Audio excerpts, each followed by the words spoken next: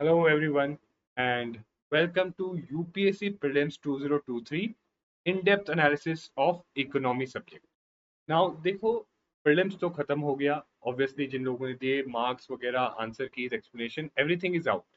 But what is more important especially for those जो 2024 या आगे के लिए prepare कर रहे हैं is to learn from this. ये जो पेपर हुआ है इससे वो learn करें सीखें and what you have to learn from this कि ये इन डेप्थ एनालिसिस में आप ये समझोगे कि ये जो क्वेश्चंस आए हैं इकोनॉमी के what are their source what are their source second point हम यहाँ पे यही समझेंगे कि what is the mindset of the examiner mindset of the exam setter to be more specific कि एग्जाम सेटर जो क्वेश्चन ये पुट किए गए हैं किस माइंडसेट से पुट किए गए हैं क्या लॉजिक है ऑब्वियसली कुछ क्वेश्चंस ऐसे हैं जिनका लॉजिक हम लोग भी फिगर आउट नहीं कर पाए बट कुछ क्वेश्चंस ऐसे हैं जिनका लॉजिक हमने फिगर आउट किया है and through that logic we can understand कि अगर अभी आप इकोनॉमी पढ़ रहे हो तो अगले साल के लिए अगर आपके पास इकोनॉमी के क्वेश्चंस आते हैं तो आपको किस हिसाब से कौन सी सोर्सेज से प्रिपेयर करना चाहिए right so what should be your approach कि आपका अप्रोच क्या होना चाहिए प्रीलिम्स में इकोनॉमी के लिए ये हम इस इन डेप्थ एनालिसिस से समझेंगे और सीखेंगे तो without any delay let's start our analysis और इस एनालिसिस में सबसे पहले we will go question wise and initial कुछ questions we know it's quite tough but let's try to do them इसमें कुछ क्वेश्चंस वन और टू क्वेश्चंस आर डाउटफुल क्योंकि ऑब्वियसली उसमें मल्टीपल इंटरप्रिटेशंस और कुछ एलिमेंट ऑफ सब्जेक्टिविटी आ जाता है तो we will also discuss that कि भी क्या सब्जेक्टिव एलिमेंट है और किस एक्सप्लेनेशन के अकॉर्डिंगली क्या आंसर आएगा सो दैट जो लोग अपने आंसर्स भी निकाल रहे हैं they can figure it out okay तो सबसे पहला क्वेश्चन है रिगार्डिंग यू नो इनवीड्स तो इंफ्रास्ट्रक्चर इन्वेस्टमेंट ट्रस्ट एंड अगर मैं देखूं see even before discussing this question if we go about कि व्हाई दिस क्वेश्चन कि इस क्वेश्चन को पूछने का लॉजिक क्या है तो I can give you two reasons reason number one obviously current affairs जो स्टेटमेंट्स है ये करंट अफेयर से रिलेटेड है तो करंट अफेयर्स में इनवीड्स इसलिए था कि क्योंकि इसके टैक्सेशन को लेके कुछ चेंजेस हुए थे right how it is taxed तो उसको लेके चेंजेस थे and you could see directly statement one is related to it and उसको लेके न्यूज में कुछ आर्टिकल्स आए थे second reason would be which is not related to current affairs but it is कि इंडिया में right now one of the important and this is how you should think इसी तरीके से आपको चीजों को सोचना चाहिए See, इंडिया में one of the biggest issues is infrastructure deficit India में एक इंफ्रास्ट्रक्चर की कमी है and we need to create more infrastructure और ज्यादा इस इंफ्रास्ट्रक्चर डेफिसिट को फुलफिल करने के लिए आपने देखा होगा गवर्नमेंट बहुत सारे इनिशिएटिव्स ला रही है right and their government needs finance और ये फाइनेंस कैसे आएगा so InvITs is one of the veg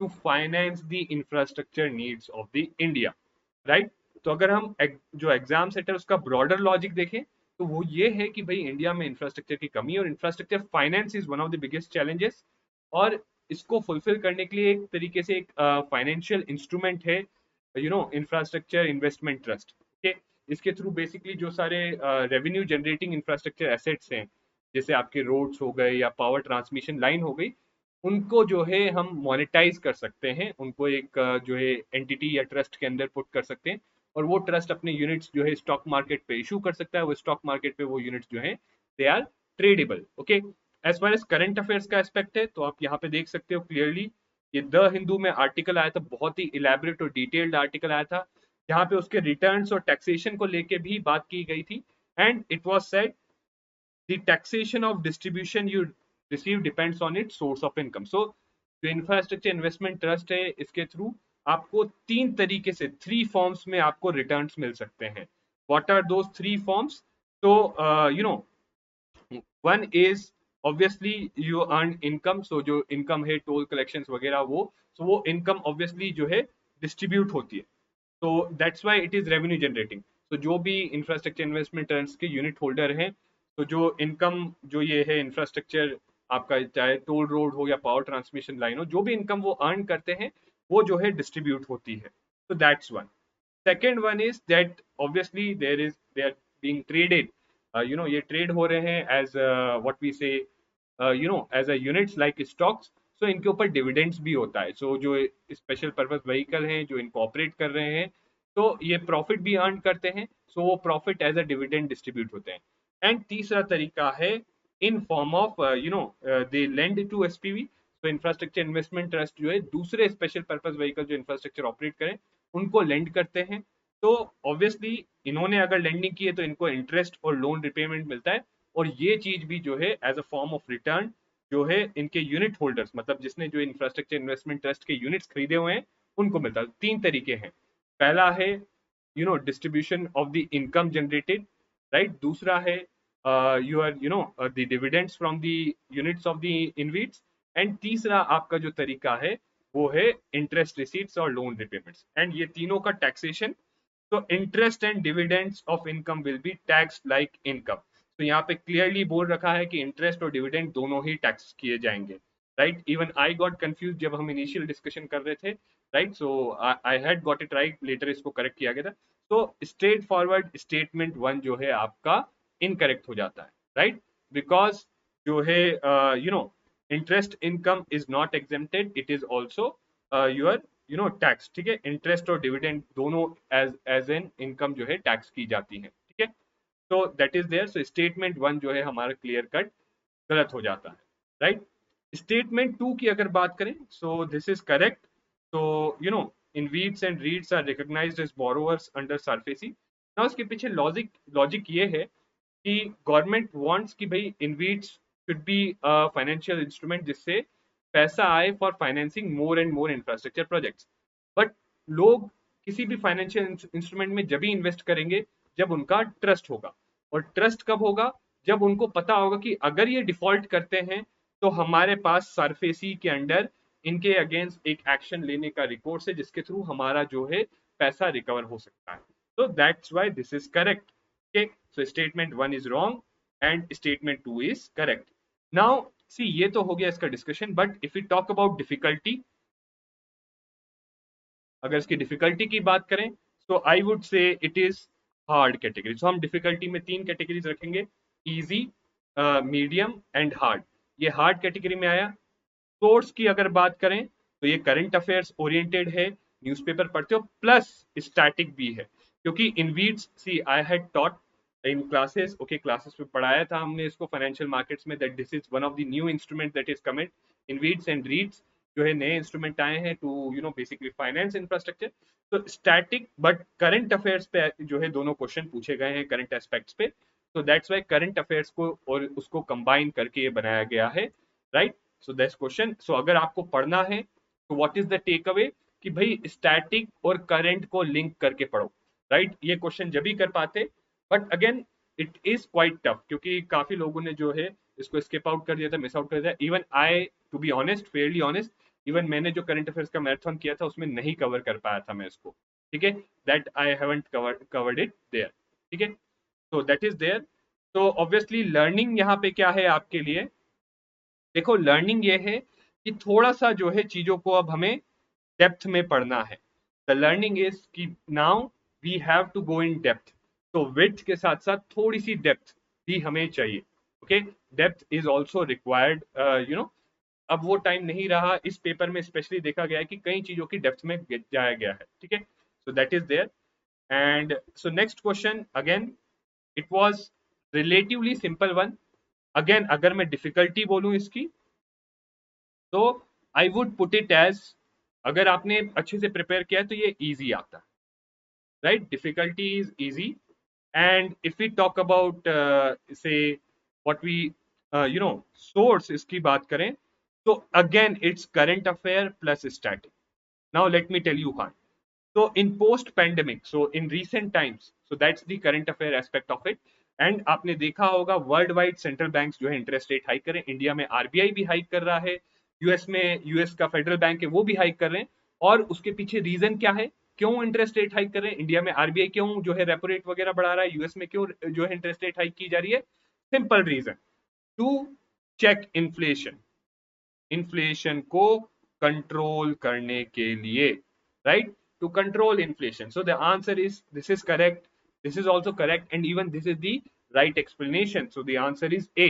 Obviously ये तो आप सबको पता होगा, right? But अगर इस यहाँ पे learning क्या है, again the same learning.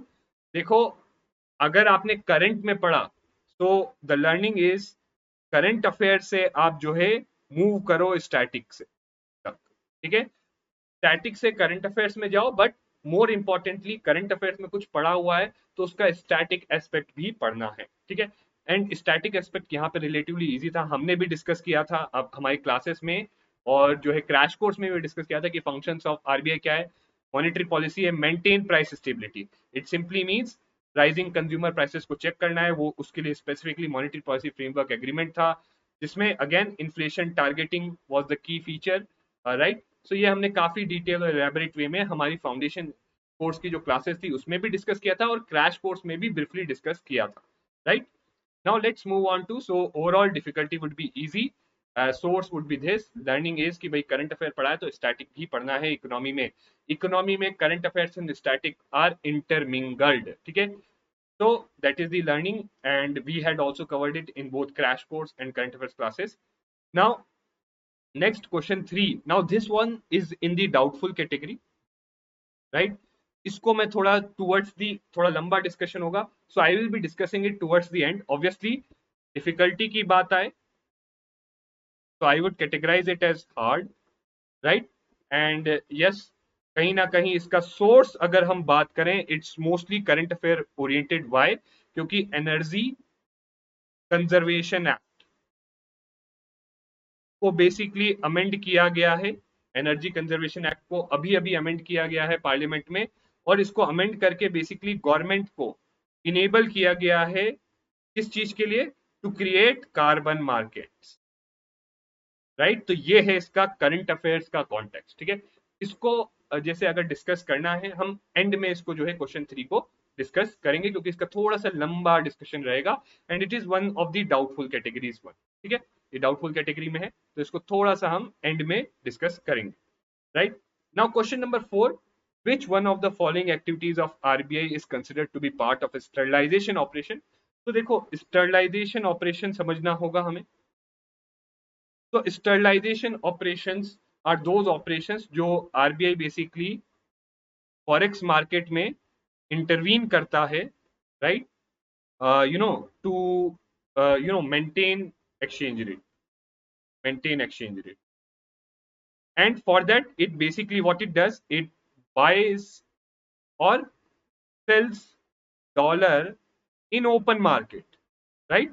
RBI जो है डॉलर बाय या सेल करता है ओपन मार्केट में, एंड व्हेन इट बाइज और सेल इन ओपन मार्केट, इससे आपका जो है रुपी और we could say money supply पे जो है इम्पैक्ट पड़ता है, और इस मनी सप्लाई के इम्पैक्ट को ही न्यूट्रलाइज करने के लिए, इसको इसके इम्पैक्ट को ही जो है लिक्विडिटी पे इम्पैक्ट पड़ता है, इसको न्यूट्रलाइज करने के लिए ही स्टरलाइजेशन ऑपरेशंस होते हैं।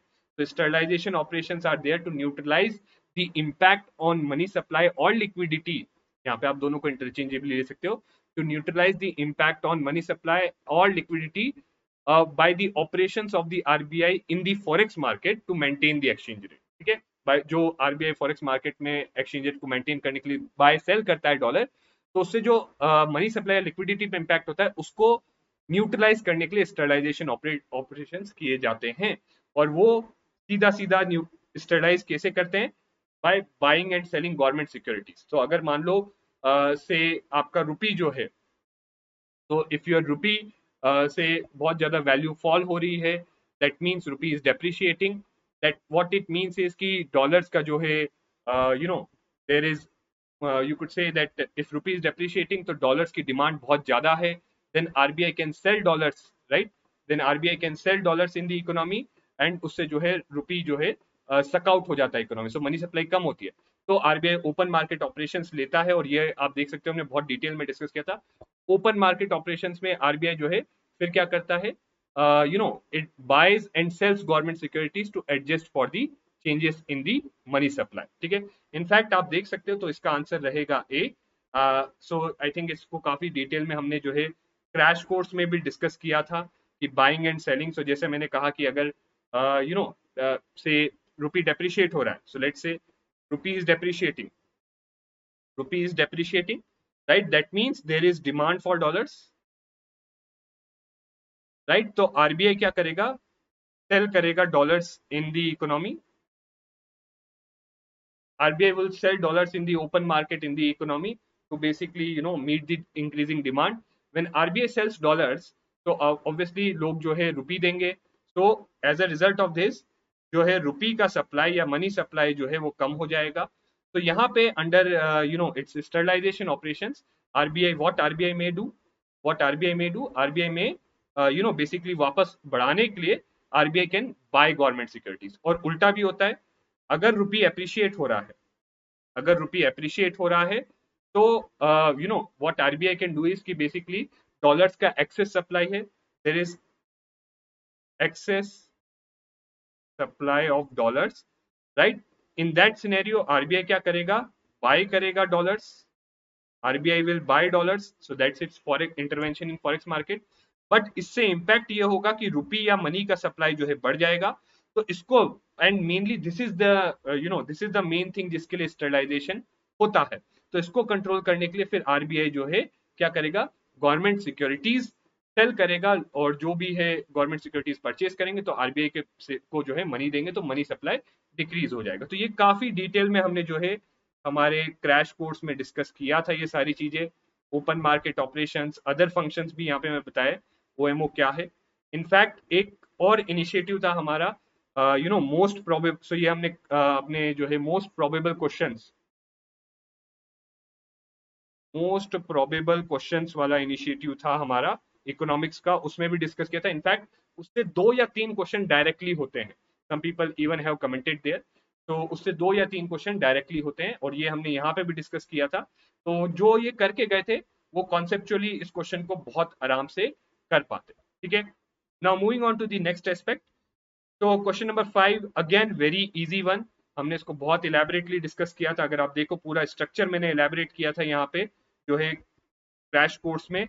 आप देख सकते हो मनी मार्केट में आपके जो है टी बिल्स और कॉल मनी आता है, राइट. और फिर यहीं पे मैंने बताया कैपिटल मार्केट में बहुत क्लियरली देखो हाईलाइट करके लिखा हुआ है, that two in lecture 10 of financial market part 2, कि stock exchange is part of this market. तो आप समझ सकते हो इससे बहुत क्लियरली कि स्टॉक मार्केट और गवर्नमेंट बॉन्ड मार्केट पार्ट है, जबकि ये दोनों नहीं है, राइट. गवर्नमेंट बॉन्ड में भी ये टी बिल्स को मैंने क्लियरली इलेबोरेट किया था, राइट. एंड आगे इसमें जब हमने डिस्कस किया था गवर्नमेंट बॉन्ड मार्केट में, सो वी हैड डिस्कस्ड कि कुछ गवर्नमेंट बॉन्ड्स होते हैं लॉन्ग टर्म होते हैं, right. So long term government bonds जो होते हैं dated securities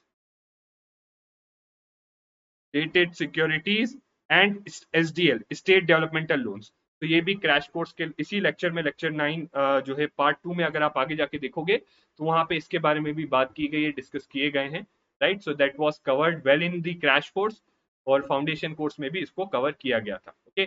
so now yes the difficulty part. अगर क्वेश्चन 4 की मैं डिफिकल्टी की बात करूं, आई वुड से मॉडरेट. क्योंकि अगर आपको स्टरलाइजेशन टर्म का मतलब नहीं पता होता तो आपके लिए ये करना बहुत मुश्किल हो जाता. But yes one could have guessed it also. ठीक है. एंड द लर्निंग इज कि भाई, और सोर्स की अगर बात करें, even before that if you talk about the source, right. तो सोर्स हमारा जो है इसका हो जाएगा व्हाट वी से the source would be the static portion. तो स्टैटिक जो नोट्स हमने दिए थे in that it was well covered. या स्टैटिक आप कोई भी स्टैंडर्ड बुक जो है आप वो कवर करोगे, सो हो जाएगा ये. ठीक है. लर्निंग यही है कि भाई स्टैटिक पोर्शन को नेग्लेक्ट नहीं करना. कुछ भी हो जाए, it is the static portion, जिससे अगर इस बार 18 क्वेश्चन आए तो 7 से 8 क्वेश्चन स्टैटिक पोर्शन से अगर अच्छे से किए हैं तो आराम से आपके होंगे, राइट. दैट्स द लर्निंग कि स्टैटिक पोर्शन को तो अच्छे से करना ही है. As far as the learning for this question goes, again the same learning. भाई स्टैटिक सोर्स है. डिफिकल्टी अगर आपने किया है I would say easy, right. And learning यही है कि भाई static portion saves the day. तो स्टैटिक पोर्शन को अच्छे से करना है, राइट. जो स्टैटिक पोर्शन है, पर्टिकुलरली जो कॉन्सेप्चुअल पोर्शन है कि भाई मनी मार्केट क्या होता है, कैपिटल मार्केट, एक one is short term, one is long term, right. One is only for debt and other one is for both debt and equity. तो ये चीजें जो कॉन्सेप्ट्स हैं इनको अच्छे से समझना है. अगर अच्छे से समझोगे तो बड़े आराम से कर पाओगे. So that is you are learning from here also कि भाई स्टैटिक और कॉन्सेप्चुअल चीजों से हम अपना अटेंशन डाइवर्ट नहीं कर सकते. ठीक है. सो सोर्स इज प्योरली स्टैटिक. तो वही है स्टैंडर्ड सोर्सेस, राइट. स्टैंडर्ड जो आपकी कोई भी बुक हो इकोनॉमी की, Ramesh Singh, Vivek Singh, even our economy notes, और जो हम इकोनॉमी फाउंडेशन कोर्स की पीपीटी दी थी उसमें, या फिर क्रैश कोर्स की पीपीटी. तो क्रैश कोर्स की पीपीटी से ये क्लियरली आप यहाँ देख सकते हो, ये सारी क्रैश कोर्स की पीपीटी ही थी. ठीक है. तो ये क्रैश कोर्स की पीपीटी से भी अगर आप करते ये बहुत आराम से होता. ठीक है. Question number 6. Which one of the following best describes the concept of small farmer and large field?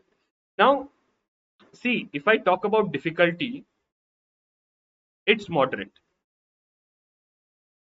If I talk about source, the source is mainly static, but कहीं ना कहीं एक करंट अफेयर्स का भी इसमें एलिमेंट है, क्योंकि एक आर्टिकल आया था इसको लेके.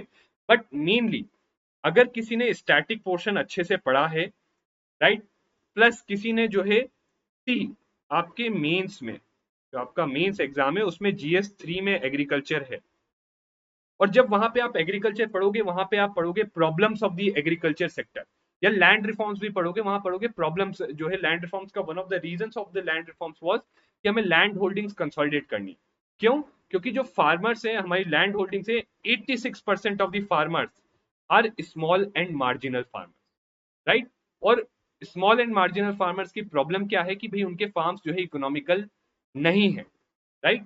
सो उनको जो है एक साथ अगर खट्टे होके स्मॉल एंड मार्जिनल फार्मर्स एक साथ खट्टे होके करेंगे farming, so it would become economical. Now देखने में क्वेश्चन टफ है, बट जिसको ये मेंस पॉइंट ऑफ व्यू से, अगर किसी को ये GS3 एग्रीकल्चर की थीम पता होगी कि भाई GS3 एग्रीकल्चर में एक इंडिया में प्रॉब्लम ये है कि एग्रीकल्चर में फार्म का साइज स्मॉल है विच मेक्स देम अनइकोनॉमिकल, और इसीलिए अगर हम देखें right from the beginning land reform से कंसोलिडेशन ऑफ लैंड होल्डिंग्स, हमारा फोकस ये रहा है कि छोटे छोटे फार्मर्स को एक साथ लाएं, चाहे कंसोलिडेशन ऑफ लैंड होल्डिंग हो या कोऑपरेटिव फार्मिंग हो, या अभी FPO फार्मर जो है FPOs, फार्मर प्रोड्यूसर ऑर्गेनाइजेशंस की बात हो रही हो. All this focuses on this concept only, small farmer and large field. तो अगर किसी को ये थीम पता होगी तो that individual can easily do this question. तो द आंसर इज बी, कि बहुत सारे जो मार्जिनल स्मॉल फार्मर्स हैं उनको ऑर्गेनाइज करे ग्रुप्स में एंड सिंक्रोनाइज करे, हार्मोनाइज करे selected agricultural operations so that economies of scale आए. So answer is obviously B. So difficulty is moderate, but आपकी learning क्या है यहाँ पे? And this is very important. The learning is कि अगर आपको थीम पता होती मेंस की तो आप इसको कर लेते 100%. एंड द लर्निंग इज कि भाई पढ़ाई करनी है तो इंटीग्रेटेड प्री एंड मेंस की पढ़ाई करनी है, इंटीग्रेटेड वे में प्री और मेंस के लिए पढ़ना है. इनफैक्ट हमने भी ये जो है क्रैश कोर्स में, जब आप देखोगे lecture 18 sectors of Indian economy, crash course में जो है मैंने इसको बहुत ही स्पेसिफिकली डिस्कस किया था. फार्म साइज स्मॉल होता है, lack of economies, 85% farmers are small and marginal, right, they own less than 2 hectares. तो इसके कारण बहुत सारी प्रॉब्लम्स होती हैं. यहाँ FPOs की भी बात की थी. फिर अगेन बहुत क्लियरली FPOs आगे जाके लेक्चर में हमने डिस्कस भी किया था क्रैश कोर्स के, right. That means it means collectivisation of small and marginal farmers. तो वहां पे क्लियरली मैंने आपको इलेबरेट भी किया था कि what it means is collectivization of small and marginal farmers. So obviously to be fair and honest, मैंने ये कॉन्सेप्ट तो जो है स्मॉल फार्मर लार्ज फील्ड, ये वर्ड एग्जैक्टली यूज नहीं किया होगा, बट अगर ये आपने लेक्चर देखा है, ये थीम अगर आप समझ गए, तो आप आंख बंद करके इसको आंसर कर सकते थे. You could have answered it while closing your eye. So difficulty is moderate, source is static and this is there. ठीक है. So you could have answered it. Next is your question number 7. Okay.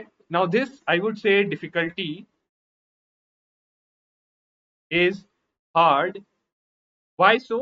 क्योंकि इसमें statement 1 तो फिर भी हो जाता, हमारे क्रैश कोर्स से हो जाता है स्टेटमेंट 1, बट ये दोनों स्टेटमेंट नहीं होते, right. And although the answer is कि तीनों स्टेटमेंट सही हैं, all 3 statements are right. Difficulty is hard.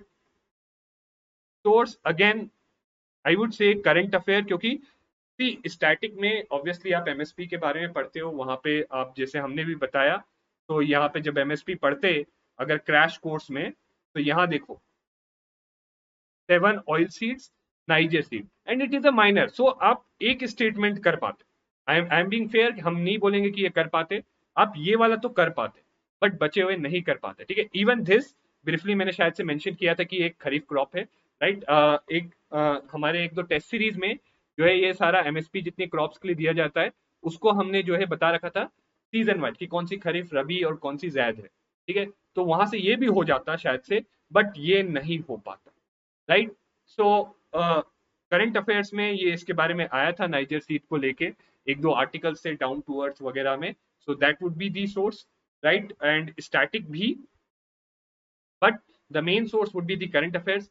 Examiner का इसको पूछने का अगर इंटेंट देखें तो it is current affairs only, क्योंकि इसको बेसिकली जो नाइजर सीड है it is oil seed.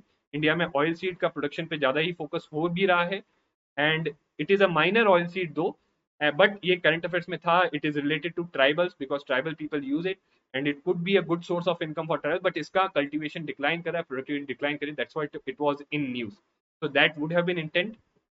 Learning again क्या है, देखो लर्निंग ये तो नहीं बोलूंगा मैं कि भाई आप सब कुछ कर सकते, बट लर्निंग ये है कि अगेन थोड़ा सा डेप्थ हमें चाहिए. तो अगर एमएसपी पे, and that is a learning for us also, कि अगर मैंने आपको बताया ये तो थोड़ा सा मुझे डीप में बताना चाहिए आपको कि भाई नाइजर सीड जो है ये यहाँ से आई है, थोड़ा सा इसको एटलीस्ट जो है ब्रीफली इसके ऊपर या तो बताए, नहीं तो एटलीस्ट हैंड आउट आपको दे दे, आप ब्रीफली पढ़ लो.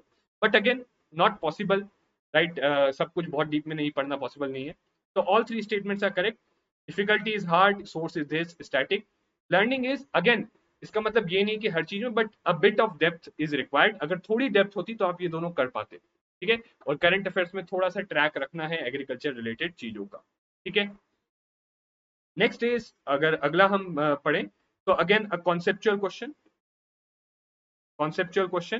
Now here if we see, here, see ये वाला जो क्वेश्चन है, आई कैन से हमने most probable you know most probable questions था, and there was a specific comment. I could attempt 4 questions from this video. अगर किसी ने इसको और इसकी पीडीएफ अच्छे से की थी और इसको समझा होता तो डायरेक्टली तो नहीं बट इनडायरेक्टली इस क्वेश्चन को और एक दो और क्वेश्चन जो है उनको अटेम्प्ट कर पाता, राइट. सो फॉर इंस्टेंस हमने बात की थी ह्यूमन कैपिटल फॉर्मेशन की, वहां हमने टेंजिबल इंटेंजिबल वेल्थ, मैंने फिजिकल कैपिटल बोला मशीन, और अगर आप जाके वीडियो सुन सकते हो, I had clearly said that it is a tangible wealth. Physical capital is tangible. Human capital, that is knowledge, skills, etc. is intangible. ठीक है, बहुत क्लियरली यहाँ पे बताया था. और दूसरा एक और क्वेश्चन आया था मोस्ट प्रोबेबल क्वेश्चंस वाले वीडियो से, जहाँ पे हमने बात की थी gross fixed capital formation which is nothing but investment. और यहाँ अगेन हमने कैपिटल गुड्स में इन्वेंट्री की बात की थी, which I told about raw material this and this is all the tangible part. ठीक है, ये सब टेंजिबल होते हैं. ठीक है, so this was there. So again थोड़ा सा अगर ये देखा होता, थोड़ा सा लॉजिक लगाया होता, तो इसको आप समझ जाते कि भाई इन्वेंट्री इज टेंजिबल, राइट.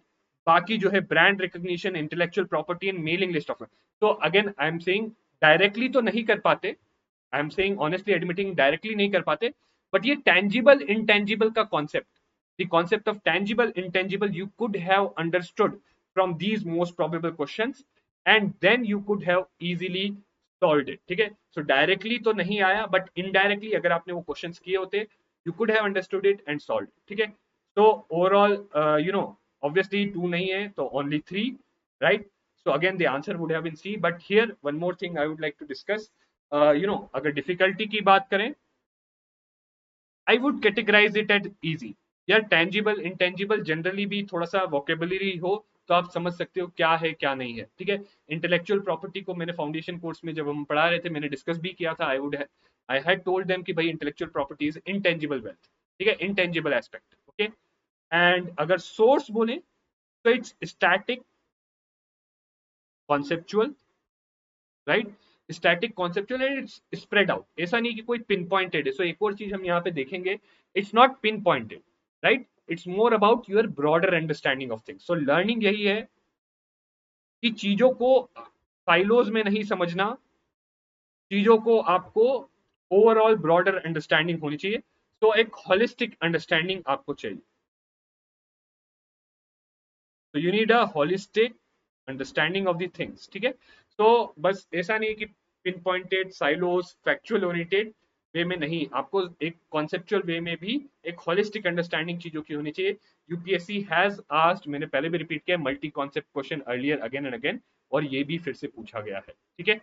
तो the answer is C, right? And next we come up to the question number 9, straightforward, most probable question, most probable question. That's why that person commented कि सर मैंने यहाँ से 4 question किए हैं, right? 3 तो मैं बता ही चुका हूँ, एक आधा I don't know how, but at least 3 are here, ठीक है। सो मोस्ट प्रोबेबल में क्लियरली मैंने मेंशन किया था, ये कोई देख के गया होगा तो बड़ी क्लियरली समझ गया होगा कि भाई ये दोनों चीजें नहीं है, बाकी तीनों हैं। The pair are only 3। Difficulty, difficulty की बात करें तो again it's easy, right? And if you talk about अगर डिफिकल्टी की बात करें तो it's easy. If you talk about कि भाई ये क्वेश्चन क्यों पूछा, कहां से पूछा, तो कहीं ना कहीं करंट अफेयर्स में 15th फाइनेंस कमीशन न्यूज में था। So it is inspired mainly by current affairs, ठीक है। हालांकि ये पॉलिटी में भी आ सकता है, one could say that this is a part of polity also, क्योंकि वहां फिजिकल फेडरलिज्म की बात करते हैं, वहां पे भी इसको करते हैं, ठीक है। And the learning is again कि भाई करंट अफेयर्स अच्छे से करना है, ठीक है। थोड़ा सा obviously this kind of initiative, again मैंने ये जब इनिशिएटिव कर रहा था, अगर आप जाओगे लेक्चर के स्टार्टिंग में देखोगे, मैंने कहा था इस इनिशिएटिव का काम है आपको लकी करना। The aim of this initiative is to only make you lucky, ठीक है। इस इनिशिएटिव का aim was to make you lucky, and to some extent I can say it had made you lucky. अगर 15 में question मैंने discuss किए थे, उसमें से 2 या 3 क्वेश्चन आप कर लेते हो, किसी ने कहा 4, but I don't agree with that, but maybe he might have some knowledge of his and some from here combined he could have done it, so that is there, but at least 3 questions I know. So 3 out of 15, I think 30%, that is, sorry, not 30%, so 20%, so it is a good thing कि you got lucky here, ठीक है। the answer would be B, ठीक है। 9 easy source current affair learning इसकी, भाई current affairs को भी focus करना है, और उसको अगेन आई वुड से स्टैटिक पार्ट जो बैकग्राउंड है उससे लिंक करना है, ठीक है। Then consider the following infrastructure sectors. How many of above does UNOPS Sustainable Investments in Infrastructure and Innovation Initiative focus for its investment? Very honestly say difficulty is hard. ठीक है, difficulty hard है। Source again I would say current affairs में कहीं था, but it is something I would से a bouncer. ये हम logic नहीं फिगर आउट कर, सो इनिशियली मैंने कहा था ना कि कुछ जगह हम लॉजिक नहीं फिगर आउट कर पाते, यहाँ पे भी I could not figure out the logic मो, and one may categorize it as a question of environment also, right? One may categorize it as a question of environment also. As far as learning is here कि भाई learning यही है कि देखो, मैं जो learning आपको दे सकता हूँ कि करंट अफेयर्स अच्छे से फोकस करो, दैट इज है, बट इस टाइप के क्वेश्चन को आप ये मत सोचना कि दिस इज द स्टैंडर्ड और इसी को हिसाब से पढ़ना है। Sometimes may be these kind of questions you might have to leave out. So learning ये है कि you cannot cover each and everything, ये लर्निंग है। तो this is the unpredictable part of UPSC. ये हो गया नाइजर सीड हो गया, that is the unpredictable part. so you cannot learn everything, you cannot predict the unpredictable part, but yes, there is a predictable part, this is the was the predictable part, we predicted it। so हमें जो predictable part है, जो static part है, जो which you can do, focus उसी पे solid रखना है और उसी को बार बार रिवाइज करना है, ठीक है। ऑब्वियसली इस टाइप के क्वेश्चंस हैं, ये अनप्रिडिक्टेबल हैं, ठीक है। इसके बारे में अगर आप पढ़ो अपना स्टैंडर्ड सोर्सेज से करंट अफेयर्स को, हो जाता है तो ठीक है, नहीं होता तो बहुत ज्यादा अपने आप को उसमें स्प्रेड आउट नहीं करना ऐसी चीजों के चक्कर में, ठीक है। As far as answer is concern, so to be this one is not there, ये तीनों थे, तो the only 3, C is the answer, ठीक है। Question 10 the answer C, I am sure आप सबने डिस्कशन वगैरह में देख लिया होगा, दैट इज देयर, ठीक है। तो ये पूरा है global initiative launched in 2018। Again even current affairs में थोड़ा सा एक और चीज मैं हाईलाइट करूंगा, कुछ चीजें जो हैं 1 साल से पीछे की आई, राइट? दैट सो जो हम वो सोचते थे कि 1 साल का करंट अफेयर पढ़ो, कुछ चीजें 1 साल से पीछे की भी आई हैं। सो करंट अफेयर में एक और लर्निंग में यहाँ पे बोलूंगा, there are some things that are you know more than year back. In fact आगे हम जो सेंट्रल बैंक डिजिटल करेंसी वाला क्वेश्चन भी पढ़ेंगे, वहां पे मैं शो करूंगा कि कैसे वो एक, हम उसको बोल सकते हैं कंटेम्प्रेरी अफेयर्स, की कोई चीज 2-3 सालों से, something is continuously in news for 2 to 3 years, वो आ सकती है, राइट। तो ये आगे हम और डिस्कस करेंगे। सो this is the contemporary affairs. The learning is, कोई चीज अगर 2 से 3 सालों से कॉन्टिन्यूसली न्यूज में है, उसकी प्रोबेबिलिटी बहुत ज्यादा बढ़ जाती है, ठीक है। That is there. Now question number 11, again a pretty straightforward, but इसको हम डाउटफुल कैटेगरी में रख रहे हैं बिकॉज ऑफ दिस वन। तो लेट्स सी कि भाई क्या चीज है, कैसे है, क्यों डाउटफुल है। हालांकि अगर मैं डिफिकल्टी बोलूं, तो डिफिकल्टी में मॉडरेट बोलूंगा, but it is because the way this is structured, you know, तो डाउटफुल में रखेंगे, ठीक है। डिफिकल्टी इन द सेंस कि भाई ये पढ़ना कहीं से पढ़ा है, नहीं पढ़ा है। तो अगर जो मैं अज्यूम कर रहा हूं कि अगर UPSC obviously doesn't expect you to go into the nitty-gritties each and every condition of priority sector lending, तो in that case it is moderately difficult. But अभी डाउटफुल कैटेगरी में भी मैं कैसे है उसको बताता हूँ। Source is standard, static standard, और मैं बताता हूं इसका सोर्स। ये रहा MSME sector industry crash course, ये कि भाई मीडियम सेक्टर क्या होता है, 50 करोड़ से 10 करोड़ के बीच में इन्वेस्टमेंट होना चाहिए प्लांट एंड मशीनरी में, ठीक है। ये यहाँ पे बोला 15 से 25 करोड़, तो ये गलत है। तो स्टेटमेंट 1 तो आपका गलत है ना। स्टेटमेंट 2 को लेके, सी ऑल्दो अगर प्रायोरिटी सेक्टर लेंडिंग की हमने क्रैश कोर्स में भी बात की थी, तो एमएसएमई क्लियरली आता है। और आरबीआई की वेबसाइट पे भी जाओगे तो वहां उनका जो है नोटिफिकेशन है प्रायोरिटी सेक्टर लेंडिंग को लेके, वहां उन्होंने बोला है कि all, so there they have said that all lending to MSME subject to, some subject to following the conditions, और कंडीशंस क्लियरली मेंशन की थी कि भाई एमएसएमई की डेफिनेशन के अंदर आते हैं या नहीं आते हैं, उसको लेके ही कंडीशंस थी। तो all lending to MSME subject to following the conditions regarding definition of MSME, और एक दो और नोटिफिकेशंस वहां पे एज अ लिंक मेंशन थी। कहा था कि वो सारे लोन जो है पीएसएल में, प्रायोरिटी सेक्टर लेंडिंग में आते हैं। तो अगर सी, इफ यू थिंक कि भाई यस यूपीएससी का अगर हम कॉमन सेंस से सोचें, तो यूपीएससी डजंट एक्सपेक्ट यू कि भाई आप प्रायोरिटी सेक्टर लेंडिंग में जाके आरबीआई की नोटिफिकेशन देख के विद इन इट्स नोटिफिकेशन आप हर एक जो उसके जो है अदर नोटिफिकेशन आए थे वो देखोगे। तो उस सिनेरियो से definitely one can say that this is correct, one can say, so answer आएगा बी। तो उस पॉइंट ऑफ व्यू से आंसर आना चाहिए B, right. If you don't think कि भाई UPSC wants you to go in this much depth, but दूसरी तरफ कई लोग ये लॉजिक लगा रहे हैं कि ऑल के कारण this is an extreme statement, and यहाँ पे लिखा हुआ है subject to following the guidelines. तो दे से कि भाई कोई कोई ना कोई कंडीशन हो सकती है, but see the thing is following the guidelines.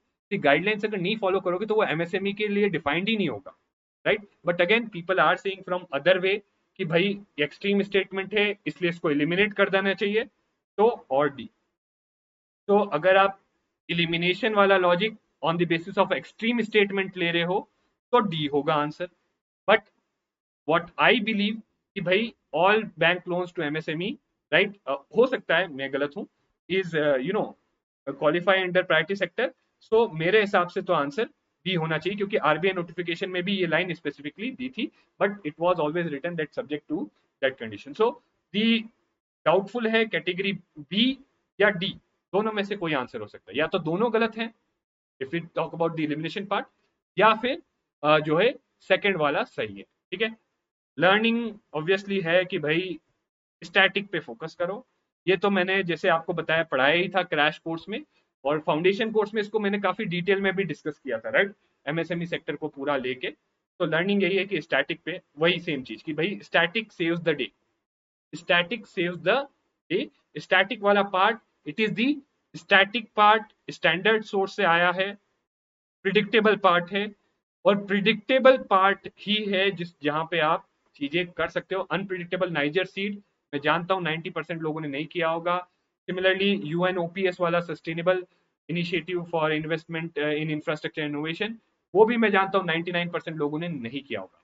तो गेम यूपीएससी का कभी उन क्वेश्चंस के बारे में है ही नहीं अनप्रिडिक्टेबल, गेम यूपीएससी का ये प्रिडिक्टेबल क्वेश्चंस के बारे में ही है।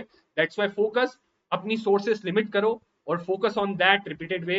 And yes I can say that very well कि भाई अगर आपने क्रैश कोर्स देखा होता तो आप अच्छी पोजीशन में होते। आई एम नॉट सेइंग कि आप सारे क्वेश्चन 100%, बट यस अगर आपने देखा होता, समझी होती चीजें, तो यस आप एक दो स्टेटमेंट कर पाते, you would have been much better position.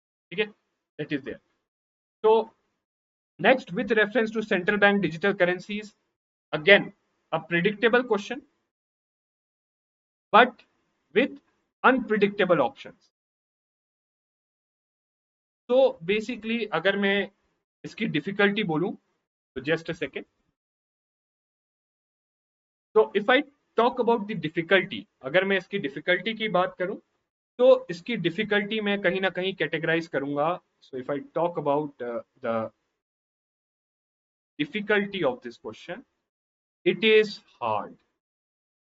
ठीक है, difficulty it is hard, source is current affair. अब let me tell you this, 2 साल से करंट अफेयर में था। तो central bank digital currency, now e rupee के बारे में मैंने बात की थी यहाँ पे, एंड ये जो है मैंने कवर भी किया था, इसको काफी डिटेल में डिस्कशन किया था।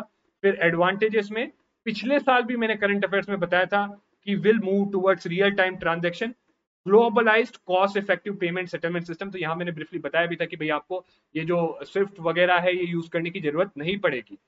और इनफैक्ट ये क्वेश्चन कहीं ना कहीं इंस्पायर्ड था also with the people's bank of China ने जो अपनी डिजिटल करेंसी लॉन्च की थी, तो उसमें क्लियरली बताया था not peg to US dollar and does not use SWIFT system. ठीक है, plus it is programmed in such a time frame, it is programmable, right. So programmable feature China ने अपनी उसमें डाला था कि इट कैन सेट कंडीशंस की कैसे ये डिजिटल करेंसी यूज की जा सकती है, राइट।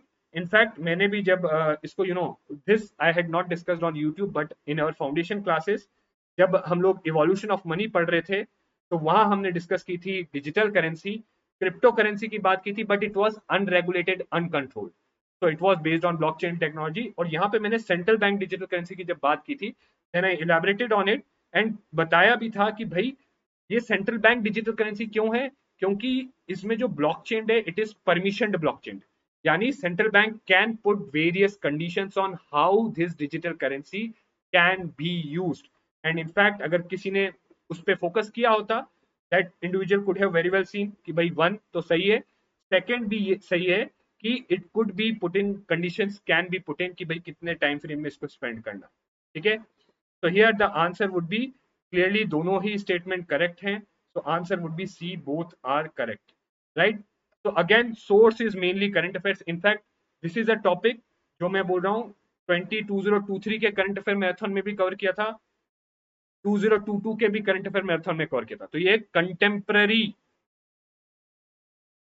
अफेयर का टॉपिक है, कंटेम्पररी अफेयर्स का टॉपिक है। ऐसे ही मैंने कुछ और टॉपिक है, यूपीआई और आपका ओएनडीसी, इस साल मैंने प्रिडिक्ट किया था बट नहीं आया, बट ट्रस्ट मी अगले साल आने की पॉसिबिलिटी है। तो ऐसे कुछ topics please if I could से, अगर आप कवर कर रहे हो तो करंट अफेयर्स थोड़ा सा आप ज्यादा उससे कवर करो। ठीक है, this you could do. Okay, तो ये चीज है आपकी यहाँ पे, right. This was regarding central bank digital currencies and all. ठीक है, now so difficulty again hard, source current affair, learning is कि there are some topics, so what is the learning, that there are some topics, कुछ ऐसे topics हैं जो 2 या 3 साल से करंट अफेयर 2 साल से करंट अफेयर्स में रहते हैं, and which are some major topics which we call contemporary affair.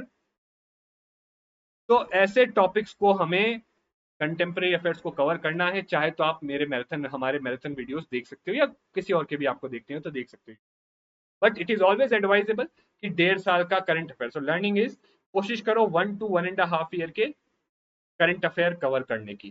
तो नाउ 1 ईयर का टाइम लिमिट एक्सटेंड हो जाता है।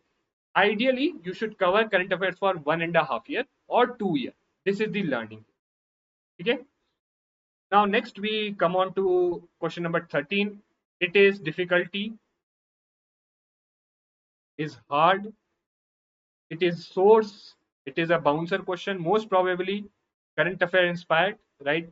and beta सीधा सीधा आंसर है कि it is basically related to volatility of a stock related to stock market, the numeric value that measures the fluctuation of a stock to the changes। तो ये है लर्निंग मेरी यहाँ पे, यही है कि भाई ऐसे क्वेश्चन में आप कुछ नहीं कर सकते। अगर किस्मत अच्छी है, कहीं पढ़ लिया न्यूज़पेपर वगैरह में तो कर लोगे। इट्स लर्निंग ये है कि कहीं ना कहीं लक काम करता है, बट ऑब्वियसली आप पढ़ो, आ गया तो आ गया, अगर नहीं आया तो ऐसे क्वेश्चन में ज्यादा हम कुछ नहीं कर सकते, ठीक है। There is not much we could do here. So luck is also, so learning ये है कि luck also plays an role. There is unpredictability and uncertainty and we have to accept it, ठीक है। अनप्रिडिक्टेबिलिटी और uncertainty को हमें accept करना होगा। तो learning is we have to accept unpredictability and uncertainty, ठीक है। हमें अनप्रिडिक्टेबिलिटी और अनसर्टेनिटी को एक्सेप्ट करना होगा, ठीक है। Then question number 14 self help group के ऊपर है। If I talk about it, अगर आप देखो तो मैंने एसएचजी बैंक लिंकेज प्रोग्राम के बारे में बाय नाबार्ड, ठीक है, जब दीनदयाल, और ये तो जो है आपके क्रैश कोर्स में था, जब हमने बात की थी जो है आपका मैराथन लेक्चर है, उसमें भी जब हमने Deendayal Antyodaya national rural livelihood mission की बात की थी, बहुत ही इलेबोरेटली सेल्फ हेल्प ग्रुप के बारे में डिस्कस किया था। और यहाँ पे आप देख सकते हो फाउंडेशन कोर्स क्लासेस में, तो in our foundation course classes भी हमने बहुत इलेबोरेटली डिस्कस किया था। और यहाँ मैंने एक पॉइंट क्लियरली मेंशन किया था, peer pressure of self help group lead to good repayment and that is nothing that validates the कि all members take responsibility for loan. तो ये करेक्ट है, राइट। सेल्फ, ये वन इज रॉन्ग, क्योंकि जैसे आपने देखा नाबार्ड, इनफैक्ट नाबार्ड नहीं, एक्चुअली जब हमने डिस्कस किया था मैंने पूरा इवोल्यूशन बताया था सेल्फ हेल्प ग्रुप का। I had elaborated quite detail कि भाई कैसे इवॉल्व हुए थे, राइट। तो पूरा उसमें बताया था कि कैसे 1980s में मायराडा था, उससे पहले जो सब था ये हमने फाउंडेशन कोर्स की क्लासेस में किया था, राइट। और थर्ड एस्पेक्ट है कि भाई इनको आरआरबीज और कैसे सपोर्ट करते हैं, तो ये भी मैंने आपका एसएचजी बैंक लिंकेज प्रोग्राम में बताया था, राइट, कि इनको जो है क्रेडिट डिलीवरी वगैरह जो है बैंक्स वगैरह, पर्टिकुलरली कमर्शियल बैंक्स, तो यहाँ पे आप देख सकते हो public sector and other commercial bank जो है इनको क्रेडिट डिलीवरी करके सपोर्ट करते हैं, ठीक है। इसके अलावा यहाँ पे भी आप देख सकते हो, तो other self help group promoting institution, SHPI मतलब self help group promoting institution दूसरे भी हो सकते हैं, जैसे रूरल फाइनेंशियल, जैसे आरआरबी, ठीक है। ये आपको बहुत क्लियरली इलेबोरेटली बताया, you know this we I had discussed in our foundation course classes, ठीक है। तो कहीं ना कहीं ये भी करेक्ट है। तो ओनली टू, ठीक है। So the answer is B. If we talk about difficulty, I would say for difficulty, I would say it is an easy one, अगर आपने चीजें की हो। So again may be somebody might not have done it, तो डिफिकल्टी let's be fair moderate रखते हैं चलो। बट अगर जिसने किया होता उसके लिए इजी होता, तो I could say easy to moderate जिसने। और यहाँ पे एक और चीज, source is obviously static, but learning is very important.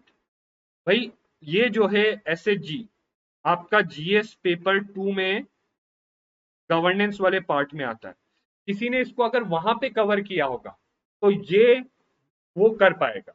And learning is there for prepare in integrated way for pre and mains, ठीक है। Prepare in integrated way for pre and mains, and someone might even categorize it as a question of polity, ठीक है। सो कई बार जो है subject की boundaries यहाँ पे आप देख रहे हो, economy environment, economy polity blur हो रही है, the boundaries of the subject is blurring, ठीक है। so the learning is this and overall आप देख सकते हो these are you know this see we are not saying ये नहीं, but yes, अगर किसी ने फाउंडेशन कोर्स में की होती है हमारी क्लासेस, वो इस क्वेश्चन को बहुत आराम से कर पाता। इनफैक्ट क्रैश कोर्स में भी ब्रीफली डिस्कस किया था, तो भी उस नॉलेज से इनडायरेक्टली किया जा सकता, क्रैश कोर्स से इनडायरेक्टली किया जा सकता था, फाउंडेशन कोर्स से आई वुड से डायरेक्टली पूरा क्वेश्चन किया जा सकता था, ठीक है। देन क्वेश्चन नंबर 15, तो again this difficulty, if I talk about difficulty, I would say it is moderate, थोड़ा सा अगर कॉमन सेंस यहां यूज करते तो आप इसको कर पाते, ठीक है। And as far as source is there, it is static, it is a standard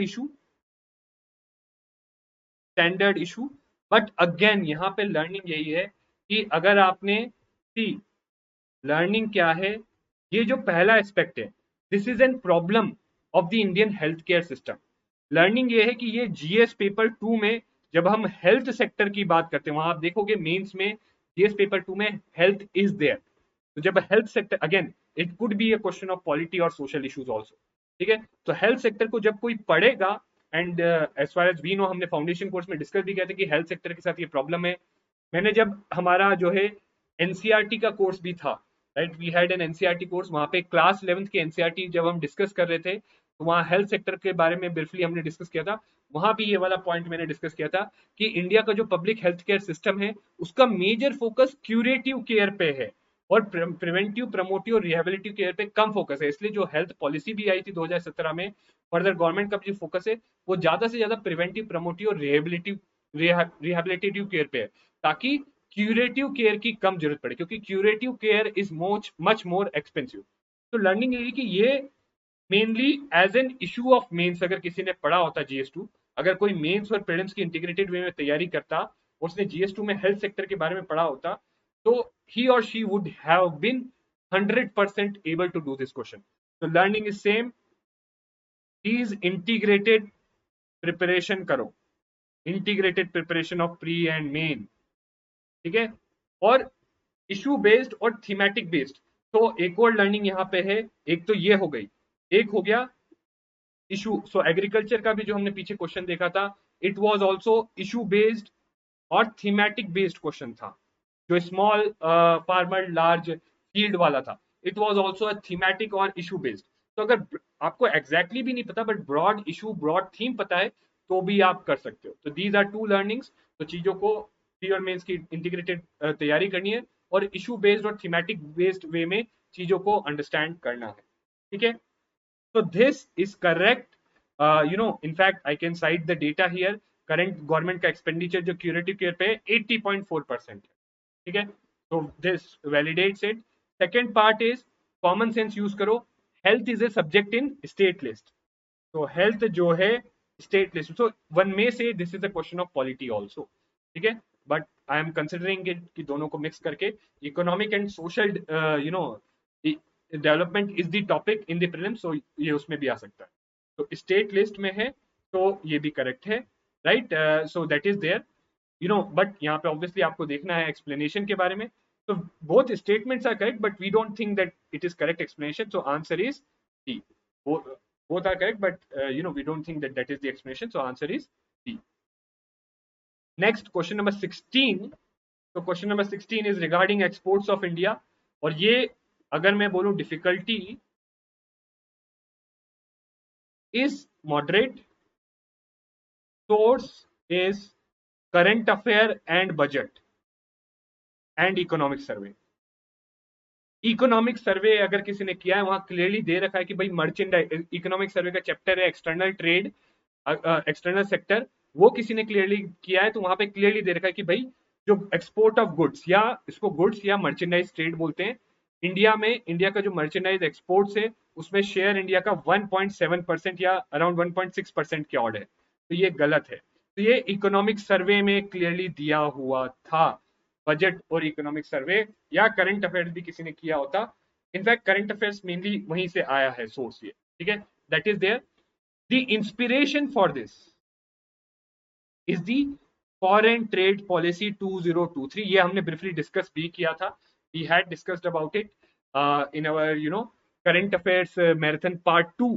थोड़ा सा लेट आया था बट वहां डिस्कस किया था, और कॉन्टेक्स्ट यही था कि भाई हमें एक्सपोर्ट्स इंक्रीज करने हैं, इंडिया को एक्सपोर्ट्स इंक्रीज करने, तो उसी कॉन्टेक्स्ट से ये फैक्ट पूछा गया था। ऑल्दो वी ऑल्सो एग्री, हमने इसको इतना होलिस्टिकली नहीं डिस्कस किया था, तो शायद से आप नहीं कर पाते, सो ऑनेस्टली वी एग्री शायद से नहीं कर पाते। बट यस, अगर कॉन्टेक्स्ट पकड़ना होता तो यहाँ से मैंने कहा था कि फॉरेन ट्रेड से रिलेटेड क्वेश्चन आएगा। इनफैक्ट हर साल एक क्वेश्चन आता ही आता है फॉरेन ट्रेड से। तो लर्निंग यही है कि भाई टॉपिक कवर कर रहे हो तो होलिस्टिकली करो, जो है कुछ फैक्ट्स एंड डेटा की, फैक्ट्स एंड डेटा। अभी तक हम लोग यही सोचते थे कि फैक्ट्स एंड डेटा बस हमें मेंस में आंसर लिखते वक्त चाहिए होगा, बट यहाँ पे भी आप देख सकते हो facts and data is required. सारा फैक्ट और डेटा नहीं, key fact and data, key fact and data is required, ठीक है। So one is wrong and second statement is outrightly correct. PLI scheme इतना न्यूज में था, right, and we had also discussed मैंने इसको जो है मैराथन वीडियो में भी डिस्कस किया था, ठीक है। So one is wrong and you know second is correct, the answer is D here, ठीक है। यहाँ का सीधा सीधा आंसर डी है, ठीक है। नाउ G20 ग्रुपिंग आउटराइटली ये आएगा। हमने ये FC क्लासेस में I take a topic of international economic organisations, और क्रैश कोर्स के वीडियो में भी मैंने इंटरनेशनल इकोनॉमिक ऑर्गेनाइजेशंस में, हालांकि मैंने सारी ऑर्गेनाइजेशन नहीं पढ़ाई थी, मैंने WTO, IMF और वर्ल्ड बैंक पढ़ाया था, but for G20 I had specifically said in the crash course classes कि भाई इसको कर लेना अच्छे से, क्योंकि ये न्यूज में, क्योंकि India has presidency of G20। तो again difficulty would be moderate. Why? Because of the second statement. So difficulty would be moderate because of the second statement, right? And source is obviously outrightly current affair plus static. So this part is the current affair part, and this part is the static part. ये static part है और ये एक current affair part है, ठीक है। So दोनों को combine किया गया है। Again, the learning is कि भाई करंट अफेयर पढ़ो तो उससे आप स्टैटिक में बैक ट्रैक करके उसका रिलेटेड स्टैटिक एस्पेक्ट भी पढ़ो। और ये टू बी ऑनेस्ट, हमने जो इसका फर्स्ट स्टेटमेंट था, जो पहला स्टेटमेंट था, ये इंटरनेशनल इकोनॉमिक ऑर्गेनाइजेशन मैंने क्रैश कोर्स में भी कराया, फाउंडेशन कोर्स में भी जो है कराया, वो PDF आप जो है जाके देख सकते हो, वहां ये मेंशन्ड है, ठीक है। That is mentioned there, although I had not discuss, but मैंने स्पेसिफिकली कहा था, ठीक है। एंड इनफैक्ट अगर आप डेली न्यूज एनालिसिस भी देख रहे हो, हमारे सत्येंद्र सर ने भी इसको डिस्कस किया था, right. So outrightly both are correct, ठीक है। आंसर इज सी, दोनों ही करेक्ट हैं, ठीक है। तो यूपीआई के कॉन्टेक्स्ट में मैंने इनफैक्ट ये एक बार करंट के डॉक्यूमेंट में ये भी डिस्कस किया था कि यूपीआई इतना चल रहा है, उस कॉन्टेक्स्ट में भी ये digital public infrastructure, so UPI is a digital public infrastructure. अगर किसी ने वो वाला पॉइंट भी पकड़ा होता, इनडायरेक्टली इसको कर लिया होता कि इंडिया का बहुत फोकस है यूपीआई को प्रमोट करने पे। अगर आप देखो बहुत सारे जो G20 से आ रहे थे इधर, उनको यूपीआई इनेबल करने के लिए दिया गया था, राइट, कि वो यूपीआई में they were allowed to make payments in UPI and all. Then question number 18, कई लोग इसको ज्योग्राफी का कहेंगे, बट मैं इसको जो है एग्रीकल्चर में ले रहा हूँ इन द इकोनॉमी पार्ट। और ये मैंने क्रैश कोर्स में नहीं, क्रैश कोर्स में I think I hadn't discussed it, but foundation course में क्लियरली जब GS पेपर 3 की बात कर रहे थे हम, राइट, और हम जब एग्रीकल्चर सेक्टर की बात कर रहे थे, तो वहां जब हम बोल रहे थे, डिस्कस करते what are the natural advantages of India in agriculture sector, right, तो वहां highest arable land in world, and I had specifically mentioned it. तो ये if I get the clipping I put it, मैंने specifically mention किया था कि India के पास वर्ल्ड में हाईएस्ट अरेबल लैंड है, even more than China, even more than China. So this was correct, ठीक है। सेकंड प्रोडक्टिविटी वाला, बट वहां पे मैंने स्पेसिफिकली ये भी मेंशन किया था कि अगर प्रोडक्टिविटी की बात करें तो इंडिया प्रोडक्टिविटी इज लो, और यहां भी मैंने स्पेसिफिकली मेंशन किया था लोअर देन चाइना, इंडिया की प्रोडक्टिविटी लोअर देन चाइना है, ठीक है। It was mention, so clearly ये दो स्टेटमेंट तो फाउंडेशन कोर्स से किए जा सकते थे, बाकी डिटेल में डिस्कस किया था। Second portion is the difficult portion, right. So यहाँ पे अगर हम बोले proportion of irrigated area, so India has more arable area than China, this average productivity per hectare Indian agriculture is not higher, तो ये तो गलत है, ये सही है। और ये भी the proportion of irrigated area in is more compared to China in India, that is correct। in fact इसके ऊपर आई थिंक एक आर्टिकल भी आया था, so there was an article in Indian Express on it। so कहीं ना कहीं अगर मैं बोलूं डिफिकल्टी, इसकी भी मैं मॉडरेट रखूंगा, right. Difficulty is easy to moderate, right, because of this statement only.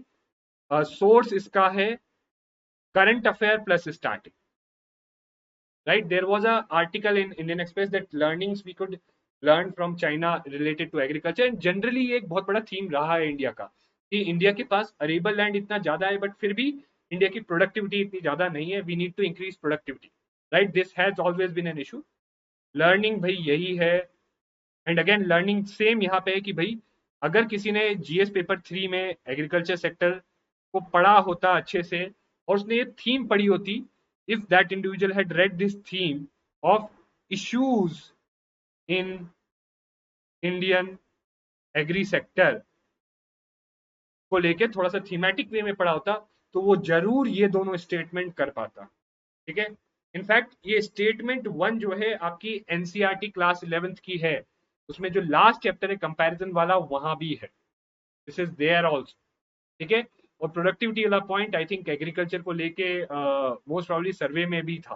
ठीक है, दैट वाज आल्सो इन दी सर्वे। ठीक है, सो ऑब्वियसली ये गलत है, ये दोनों सही हैं, तो only 2 is the answer, that is the answer. ठीक है, but yes what I can से इज हियर यू नो कि फाउंडेशन कोर्स से डायरेक्टली आप कर पाते इसको मोस्टली, तो दो तो आप कर ही पाते, राइट। ऑब्वियसली आप इन दो में अटक जाते, तो टू बी ऑनेस्ट इनडायरेक्टली शायद से आप इसको अच्छी पोजीशन में होते, अटेम्प्ट करने लायक पोजीशन में होते। Now let's go back and discuss the question on the जो क्वेश्चन हमारा था कार्बन मार्केट्स का। I think it's more of a question of you know more of a question related to what we say कि you know environment, but see carbon markets की अगर हम बात करते हैं, if we try to discuss it in detail, तो देखो carbon markets में, तो नाउ ये डाउटफुल क्यों है, I will tell you the reason behind it. तो फर्स्ट स्टेटमेंट तो आउटराइटली करेक्ट है, first statement is outrightly correct, क्योंकि जो पेरिस क्लाइमेट एग्रीमेंट है, तो एक अभी रिपोर्ट आई थी कि more than 66% of the nations जो हैं वो अपना जो nationally determined contribution to fight climate change under Paris agreement, more than 66% of the nation will use article 6 of the Paris climate agreement. और article 6 of Paris climate agreement talks about carbon market. Source mainly current affair था energy conservation act के context में, और ये बात the Hindu में article भी आया था, द हिंदू में क्लियर कट आर्टिकल आया था इसको लेके। ठीक है, तो उसमें भी ये मेंशन किया गया था। ठीक है, कार्बन मार्केट्स को लेके हिंदू पे एक clear cut article carbon markets को भी लेके आया था। ठीक है, तो पेरिस क्लाइमेट एग्रीमेंट में आर्टिकल 6 कार्बन मार्केट्स पे है, और द हिंदू में जो एनर्जी कंजर्वेशन एक्ट के रिगार्डिंग एक आर्टिकल आया था, उसमें क्लियरली मेंशन था कि भाई more than 66% of the countries जो पेरिस क्लाइमेट एग्रीमेंट के मेंबर्स है, they are going to use carbon markets itself to fight climate change, right? So statement 1 is obviously outrightly correct. Now statement 2 है carbon market transfer resources from private sector to state. Now here's the catch. See, one logic is this कि carbon market जो है, carbon market जो है, so now यहाँ पे दो तीन चीजें हैं आपको समझनी होंगी। अगर हम कार्बन मार्केट की बात करें, तो कार्बन मार्केट में बेसिकली एक दो टाइप के होते हैं, वॉलेंट्री एंड एक हो जाते हैं कंप्लायंस बेस्ड और रेगुलेटरी बेस्ड। तो वॉलेंट्री में तो कोई रिसोर्सेस नहीं जाती। In voluntary carbon markets there is no transfer of resources to states, it's purely based on a financial incentive. ठीक है, बट जो कंप्लायंस मार्केट है उसमें यह है कि हर एक इंडस्ट्री का देयर इज 2-3 मैकेनिज्म्स, तो हर एक इंडस्ट्री को बोल रखा है कि आप इतना ही कार्बन इमिशन करोगे, अगर आपने उससे ज्यादा कार्बन इमिशन किया तो for to emit carbon more than that you need to buy carbon credits. और ये इसको बाय करने के दो रास्ते हैं, या तो आप स्टेट से बाय कर लो इन ऑप्शंस, या तो आप जो है कार्बन मार्केट्स में जो कार्बन ट्रेडिंग होती है वो कर लो, कार्बन मार्केट्स में जो ट्रेडिंग होती है वो कर लो। ठीक है, okay, this is there. Now there is one more point, there is one more thing known as carbon tax. Carbon tax जो है वो आउटराइटली प्राइवेट सेक्टर से रिसोर्सेज देता है आपके गवर्नमेंट को। ठीक है, नाउ एक पॉइंट ऑफ डाउट ये है कि क्या carbon tax part of carbon market? तो no, they are not a part of carbon market, right. इस सेंस में अगर हम देखें तो carbon market do not lead to transfer of resource. ठीक है, इस सेंस में देखें तो carbon market do not lead to transfer of जो है resources from private to that sector, but कुछ कॉन्टेक्स्ट में कंसिडर किया जा रहा है कि carbon tax is a part of it. And also कई लोग कह रहे हैं कि जो ऑप्शंस होते हैं, ये ऑप्शंस में जो पैसा आता है वो गवर्नमेंट के पास आता है, right, that lot of people are saying. तो उस कॉन्टेक्स्ट में ये कह रहे हैं कि हाँ ये सही है, राइट। तो कई लोग ये कह रहे हैं कि पहले चीज कि ये सही इसलिए है कि भाई कार्बन मार्केट्स में कार्बन टैक्स इंक्लूडेड है, दूसरा कार्बन मार्केट्स में जो ऑप्शंस होते हैं वो जो स्टेट ऑप्शन करता है उससे पैसा मिलता है। ठीक है, उस कॉन्टेक्स्ट में ये कह रहे हैं सही है। So one can say statement 1 and 2 are correct, right? But whether it is right explanation, so here I differ. Right explanation नहीं है, क्योंकि कार्बन मार्केट्स का प्योर लॉजिक क्या है? कार्बन मार्केट्स का लॉजिक ही ये है कि भाई फाइनेंशियली इंसेंटिवाइज किया जाए। तो आई वुड से कि अगर जो है कई लोग जो बोल रहे हैं कि ए होगा, तो ए तो हो ही नहीं सकता, because two is not a correct expression. तो बी हो सकता है, but this is one option कि भाई बी जो है हो सकता है कि दोनों सही है, but second is not the correct explanation. But एक और लॉजिक ये है कि कई लोग ये कह रहे हैं कि कार्बन मार्केट्स में कार्बन टैक्स इंक्लूड नहीं होता, and carbon markets does not transfer resources, they more or less create financial incentive. तो कई लोग कह रहे हैं कि ये गलत होगा। तो इन दैट केस बी नहीं होगा, तो ये गलत हुआ। तो वन कैन से सी। तो बी और सी के बीच में डाउट है। इसमें इसमें डाउट किसके बीच में? बी और सी के बीच में। बी कब होगा? बी जब होगा जब वेन यू कंसिडर कि भाई ऑक्शन से पैसा तो स्टेट के पास जाता है, so that is transfer of resources. और सी कब होगा और बी कब होगा कि जब कार्बन टैक्स को आप पार्ट इंक्लूड करते हैं, बट वी डोंट थिंक कि carbon tax is a part of it, right. See जब होगा जब हम क्लियरली यही सोचते हैं कि carbon tax is separate, carbon market is separate, तो both are separate, so therefore carbon tax transfers resources from private sector to state, whereas carbon market does not transfer the resources.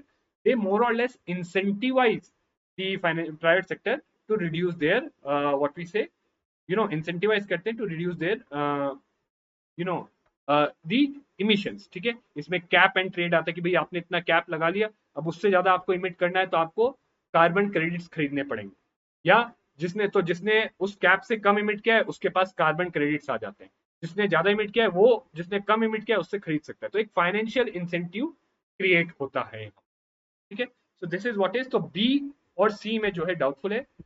What my logic says, अगर मुझसे पूछा जाए, आई would से, मैं सही या गलत दोनों हो सकता हूं, but I would say C should be the answer. I would say C should be the answer because carbon markets का फंक्शन नहीं है। कार्बन टैक्स, कार्बन मार्केट दो अलग टाइप के मैकेनिज्म्स और एलिमेंट्स है। Carbon tax is the pricing part of the carbon. ठीक है, तो these are two different elements. ठीक है, तो that is there, this is overall discussion. अब अगर मेरा ओवरऑल एनालिसिस आप जानना चाहते हो तो व्हाट इज द ओवरव्यू। तो ओवरव्यू तो यही है कि भाई क्वेश्चंस आपके आए हैं, अगर टू बी फेयरली ऑनेस्ट में बोलूं, if you talk about the overview,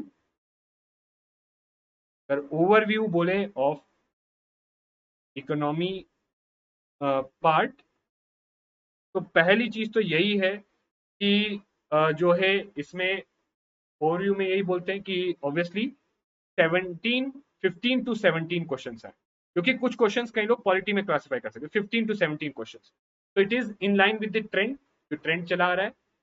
तो it comprises a major chunk of your prelims। ठीक है, it comprises a major chunk of your prelims। Second part में ये बोलूंगा कि डिफिकल्टी की, अगर ओवरऑल डिफिकल्टी में बोलूं तो I can say it is somewhere on the moderate category. एक दो क्वेश्चन डिफिकल्ट थे, बट अगर ऑब्वियसली वो क्वेश्चंस कोई भी नहीं कर पाएगा, तो बचे हुए जो क्वेश्चन है most of the people would be doing. तीसरी चीज जो मैं बोलूं कि भाई करंट अफेयर्स का ओरिएंटेशन काफी है। करंट अफेयर्स का ओरिएंट जैसे जैसे कई जगहों पे करंट अफेयर्स का ओरिएंटेशन होता है। ज्योग्राफी में अगर आप देखो प्लेसेस इन न्यूज इतने सारे, तो करंट अफेयर्स का ओरिएंटेशन काफी ज्यादा है। यानी आपके लिए लर्निंग ये है कि भाई इकोनॉमी का करंट अफेयर्स बहुत अच्छे से पढ़ना है। दैट मीन्स करंट अफेयर्स का ओरिएंटेशन काफी है। That means you need to cover it well, you need to cover economy, current affairs well. चौथी चीज जो स्टैटिक है, it's the king, static is the king. भाई ऐसा नहीं कि current affair, static is still the king, right. जो static standard sources है वो पढ़ो, बट यहाँ पे एक बहुत इंपॉर्टेंट लर्निंग ये है कि रीड, तो यहाँ पे इंपॉर्टेंट लर्निंग ये कि इंटीग्रेटेड पढ़ो प्री एंड मेंस की, क्योंकि कई बार मेंस के कॉन्सेप्ट नॉलेज से ये सॉल्व हो रहे हैं यहाँ पे क्वेश्चन। तो इंटीग्रेटेड प्री एंड मेंस के लिए पढ़ो, कई बार उससे सॉल्व हो रहे हैं। This is the learning for you, right. And obviously lastly economy को नेग्लेक्ट मत करो। एक बार कॉन्सेप्चुअल पार्ट जो है, conceptual and depth is required, conceptual understanding and depth of understanding is required. तो कॉन्सेप्ट क्लियर होने चाहिए और थोड़ा डीपर अंडरस्टैंडिंग हमें इकोनॉमी, अब थोड़ा सरफेस सरफेस का नहीं पढ़ सकते पहले के कंपैरिजन में। तो पिछली बार जो पेपर आया था वो इससे रिलेटिवली इजी मैं बोलूंगा, ठीक है, ये रिलेटिवली टफ है, राइट, एंड इसमें थोड़ा सा डेप्थ ऑफ अंडरस्टैंडिंग थोड़ा सा जो है आया है। थोड़े दो या तीन ऑड बॉल क्वेश्चन हैं, यानी जो बाउंसर हैं, जो भाई कोई भी नहीं कर पाया। Game is never of these question, in questions का गेम है ही नहीं। गेम वो 15 से 17 क्वेश्चन में उन 13 से 14 क्वेश्चन का है जो स्टैंडर्ड या करंट अफेयर्स के प्रिडिक्टेबल सोर्सेस में से थे। The game is of those question. तो this was the in depth detail analysis of economy. And अगर आपने एनालिसिस देखा, I am quite sure now you are well aware कि भाई क्या करना है। स्टैंडर्ड सोर्स, एनसीईआरटी और आपका जो है करंट अफेयर्स, तीन चीजें अच्छे से पकड़ के करो कि थोड़ा सा डीप में जाओ, you will be performing well in economics, ठीक है। So with this, this is the complete analysis. Obviously ये PDF आपको marked PDF मिल जाएगी description में, right? Yes, you can get so that you can see each and every question and the answers also. So thank you very much, and I hope this was helpful to you. If you like the session, please like and subscribe and share it with your friends.